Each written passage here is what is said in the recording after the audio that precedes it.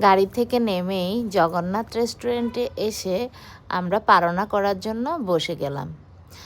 হরে কৃষ্ণ, সবাই কেমন আছেন? অনেকে একাদশী থেকেছেন পরশুদিন, গতকাল পারনা করেছেন।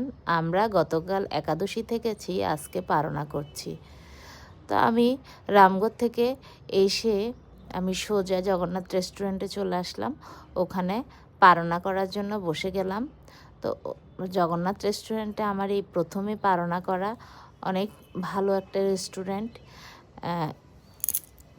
এখানে সকালবেলায় পারনার জন্য বিভিন্ন রকমের আইটেম দিয়ে তারা রান্না করেছে।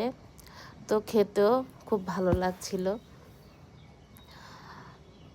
তো যেহেতু কালকে একাদশী থেকেছি, তো আজকে পারনা করার জন্য অন্নই নিয়ে নিলাম।